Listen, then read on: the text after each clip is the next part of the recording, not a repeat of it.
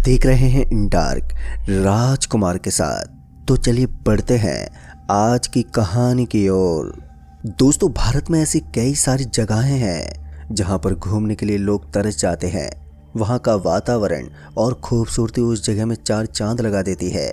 ये कहानी विशाखापट्टनम के रहने वाले अभिलेख जी की है, जो इस कहानी को हमारे साथ शेयर करते हुए बताते हैं कि ये उन दिनों की बात है जब मैं अपनी बीवी के साथ घूमने के लिए गया हुआ था।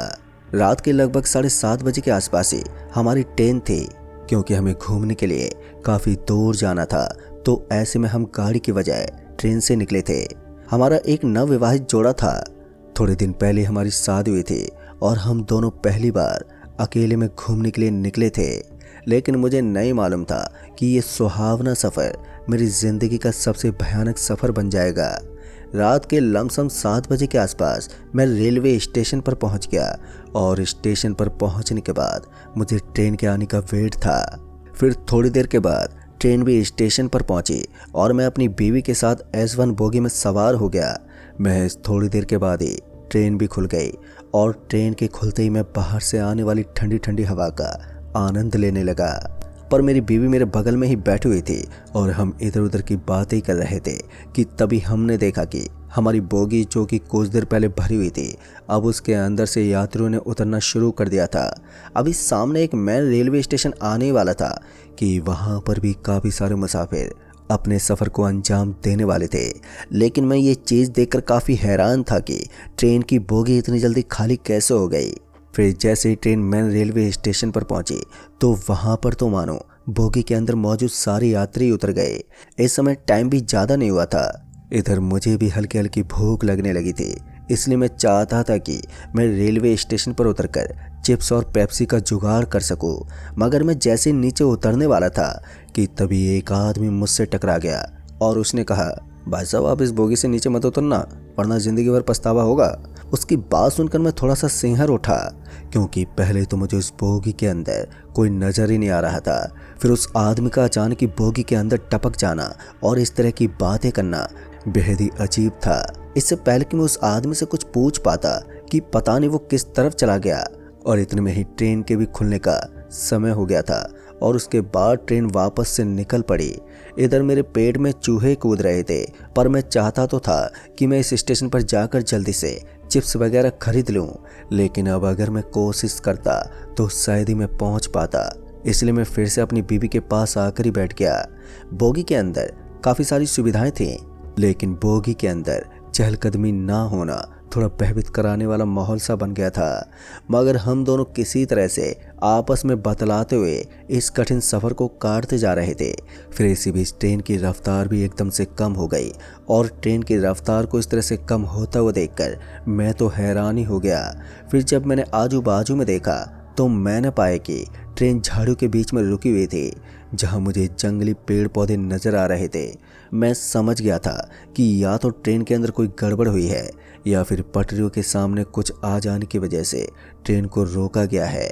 मैं अभी उतरने ही वाला था कि तभी मैंने देखा कि मुझे फिर से बोगी के पिछले वाले दरवाजे पर वही आदमी खड़ा हुआ नज़र आ रहा था, और उस आदमी को वहाँ पर देखकर मैं उससे कुछ बात करना चाहता था। मगर फिर मैंने सोचा कि पहले नीचे जाकर देख लेता हूँ कि आखिर हुआ क्या है, और यही सोचते हुए मैं ट्रेन से नीचे उतर गया।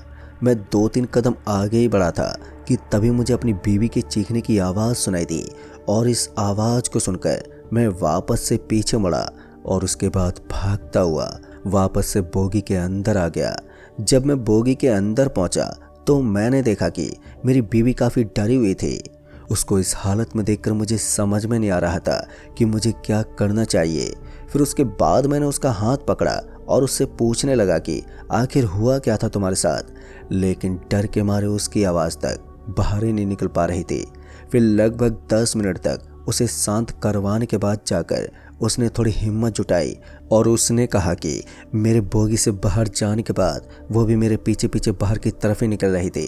लेकिन तभी उसकी नज़र एक आदमी पर पड़ी। वो दरवाजे पर खड़ा होकर उसकी तरफ ही देख रहा था और उस आदमी की गर्दन गोल गोल किसी पंखे की तरह घूम रही थी। उसकी ये बात सुनकर मुझे थोड़ा अजीब लग रहा था, क्योंकि मैं इन चीज़ों पर कुछ खास विश्वास नहीं करता था। फिर मुझे लगा कि शायद ये उसका वहम हो सकता है, और इसी चीज़ को देखने के लिए जब मैं वापस से बोगी के दरवाजे पर पहुंचा तो मुझे वहां ऐसा कोई भी व्यक्ति नजर ही नहीं आया। फिर थोड़ी देर के बाद ट्रेन भी वापस से खुल गई और ट्रेन के खुलते ही मेरी सांस में सांस आई। मुझे बस जल्दी से जल्दी इस ट्रेन के सफ़र को पूरी तरह से काटना था। इधर मेरे पेट में भी चूहे कूद रहे थे और ऊपर से ट्रेन से नीचे उतरते ही कुछ ना कुछ गड़बड़ हो ही जाती। फिर थोड़ी देर के बाद एक स्टेशन आने वाला था तो मैंने सोचा कि उस स्टेशन से मैं चिप्स वगैरह की पैकेट खरीद कर पहले ही रख लूँगा, और स्टेशन की दूरी भी यहाँ से कुछ ज़्यादा नहीं थी। लेकिन मुझे उस बोगी के अंदर बैठकर बार बार ऐसा लग रहा था जैसे कि मैं सेफ नहीं हूँ। उस बोगी के अंदर बैठे बैठे मुझे बड़ा ही अजीब सा महसूस हो रहा था। कभी कभी तो मुझे मरे हुए जानवर के मांस की बदबू आती, तो कभी मुझे ऐसा लगता कि कोई हमारे करीब से गुजर गया है। मेरी वाइफ की हालत भी बहुत ख़राब होती जा रही थी, और यही वजह थी कि हम दोनों इस ट्रेन से नीचे उतरना चाहते थे, लेकिन नीचे उतरने के लिए हमें अभी भी किसी स्टेशन का इंतज़ार करना था। फिर थोड़ी देर के बाद ट्रेन एकदम से रुकी, और इस बार जैसे ही ट्रेन रुकी तो मैंने अपनी बीवी को जल्दी से ट्रेन से नीचे उतरने का इशारा किया। वो भी मेरा इशारा पाकर मेरे पीछे पीछे बोगी से नीचे उतरने लगी। लेकिन तभी दरवाजे पर मुझे कोई खड़ा हुआ नजर आने लगा। उस आदमी को फिर से दरवाजे पर खड़ा देखकर मेरी आंखें चौंधिया गईं। पर इस बार मैंने उस आदमी से कहा, भाई ज़रा साइड हटना। लेकिन वो मेरे कहने पर बिल्कुल भी नहीं हटा, और जब बार बार कहने पर भी वो वहाँ से नहीं हटा तो मैं उसे धक्का मारकर वहाँ से हटाने की कोशिश करने लगा। लेकिन मैं महसूस कर सकता था कि उसकी बॉडी इतनी ज़्यादा मजबूत थी कि मैं अपनी पूरी ताकत लगाकर उसके हाथ तक को हिला नहीं पाया। इतने में उसने पीछे मुड़ते हुए कहा, मैंने कहा था ना बोगी से नीचे मत उतरना, वरना ज़िंदगी भर पछतावा होगा। अब उसकी बात सुनकर मैं तो बुरी तरह से डर ही गया था, क्योंकि मैं ये बात अच्छी तरह से समझ गया था कि ये कोई ऊपरी शक्ति का ही साया है। इससे पहले कि मैं कुछ बोलता उसने मुझे ज़ोर से धक्का मारा और मैं सीधा अपनी बीवी के पैरों में जाकर गिरा। पर इस बार मुझे भी उस आदमी पर बहुत ज़ोर का गुस्सा आया, लेकिन मेरे अंदर इतनी हिम्मत नहीं थी कि मैं खड़ा होकर उसके सामने भी जा सकूं। इसलिए मैंने अपनी बीवी को इशारा किया कि वो पीछे वाले दरवाजे से होते हुए नीचे कूद जाए। मैंने भी वही किया और हम दोनों मौका पाते ही उस बोगी से नीचे कूद गए। मगर शायद यही मेरी ज़िंदगी की सबसे बड़ी गलती थी, क्योंकि जैसे मैं नीचे आया तो मैंने देखा कि ट्रेन एकदम से खुल गई, और ट्रेन के खुलते मैं ये देखने लगा कि कहीं पीछे की कोई बोगी का दरवाज़ा खुला हो तो मैं उसके अंदर घुस जाऊं। लेकिन मैं सरासर गलत निकला, क्योंकि पीछे की तरफ मुझे किसी भी बोगी का दरवाज़ा खुला हुआ नज़र नहीं आ रहा था। फिर जैसी ट्रेन वहाँ से निकली तो उस बोगी के अंदर सवार वो आदमी तुरंत ही वो बोगी से नीचे कूद गया। उस आदमी को अपने पीछे आते हुए देखकर मैं तो घबरा गया। फिर मैंने अपनी बीवी को वहाँ से तुरंत ही निकलने को कहा, तो हमने देखा कि हम जिस स्टेशन पर उतरे थे उस स्टेशन पर हमें एक भी यात्री नज़र नहीं आ रहा था। उस स्टेशन का नाम तो मुझे ठीक से याद नहीं है, लेकिन उस स्टेशन पर खामोशी के अलावा मुझे कुछ भी नज़र नहीं आ रहा था। हल्की हल्की लाइट भी जली हुई थी। फिर मैं अपनी बीवी के साथ इस स्टेशन की एक पत्थर की सीट के पीछे जाकर छुप गया, क्योंकि हम दोनों के पास थोड़ा सामान भी था। जब हमने उस बेंच से झांकते हुए उस आदमी को देखने की कोशिश की तो वो मुझे कहीं भी नज़र नहीं आ रहा था। एक बार के लिए मुझे चैन की सांस तो मिली, लेकिन फिर किसी ने मेरे कंधे पर हाथ रख दिया।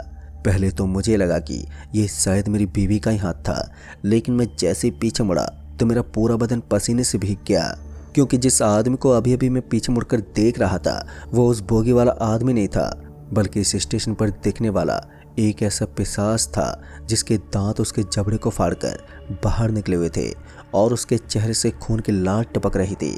मेरी बीवी भी उस नज़ारे को देखकर किसी बर्फ की तरह जम सी गई।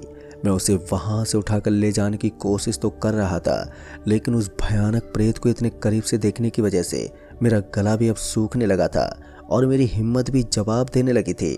फिर एक बार के लिए मेरी आंखें भी बंद हो गई, और फिर जब दोबारा मैंने अपनी आंख खोलकर देखा तो मैंने पाया कि वो आदमी, या फिर यूं कहें कि वो पिशाच, मुझे अब कहीं भी नज़र नहीं आ रहा था, और मेरे पास यही एक सही मौका था यहाँ से बचकर भागने का। दूसरी तरफ मेरी बीवी की आंखें भी बंद हो चुकी थी, इसलिए मैंने जल्दी से उसको उठाया। अब तक उसकी हालत इतनी ज़्यादा ख़राब हो चुकी थी कि मैं उसे बार बार आवाज़ लगाकर उसे उठाने की कोशिश तो करता, लेकिन उसकी आंखें खुलने का नाम तक नहीं ले रही थी। और तभी उस रेलवे स्टेशन का तापमान एकदम से बदलने लगा। जहाँ पर इतनी देर से मुझे गर्मी और सर्दी का पता भी नहीं चल पा रहा था, तो अब वहाँ पर इतनी ज़ोरदार ठंड पड़ने लगी कि मेरे हाथ पैर सिकुड़ने लगे और मैं अपनी बीवी को किसी ऐसी जगह पर ले जाने की कोशिश कर रहा था जहाँ पर हम दोनों सुरक्षित रह सकें। लेकिन उस रेलवे स्टेशन के एक एक कोने में मुझे अजीबोगरीब एहसास हो रहे थे। उसके बाद मुझे पटरियों के बीचों बीच में एक आदमी खड़ा हुआ दिखा। जब मैंने उस आदमी को बड़े ही ध्यान से देखा तो मैंने पाया कि ये तो वही आदमी था जिसको मैंने अपनी बोगी के अंदर देखा था। फिर मुझे उस आदमी की कही गई बात याद आने लगी।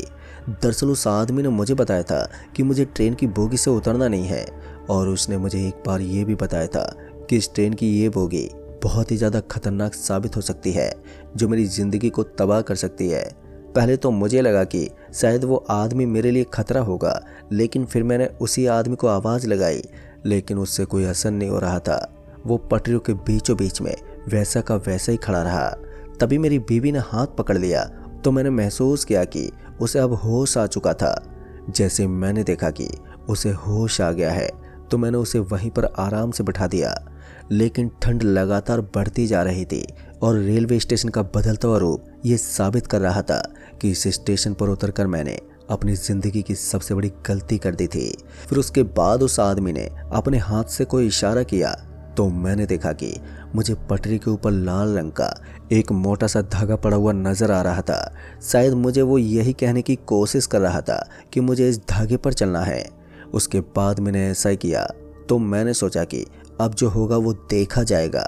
मैंने उस धागे पर चलना शुरू कर दिया और जैसे मैं उस धागे पर चलता जा रहा था तो वैसे वैसे मेरे दिल की धड़कनें काफ़ी तेज हो रही थी। मैं आगे आगे चल रहा था और मेरी बीवी मेरे पीछे पीछे चल रही थी। तभी मुझे ऐसा महसूस हुआ कि कोई हेडलाइट की रोशनी मुझसे टकरा रही है, और जैसे मैंने पीछे देखा तो स्पीड से आती हुई ट्रेन ने मुझे बहुत ही ज़ोरदार टक्कर मार दी। और उसके बाद क्या हुआ मुझे नहीं मालूम। फिर दोस्तों, जब मेरी आँख खुली तो मैंने देखा कि मैं अपनी बीवी के साथ अस्पताल में था।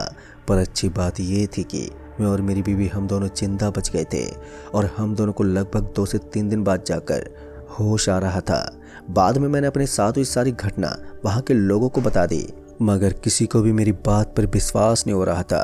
फिर वहीं पर खड़े एक आदमी ने मुझे उस स्टेशन की सच्चाई बताई और उस स्टेशन से ज़्यादा उस बोगी का रहस्य बताया, जिसे जानने के बाद मैं खुद बुरी तरह से कांप उठा।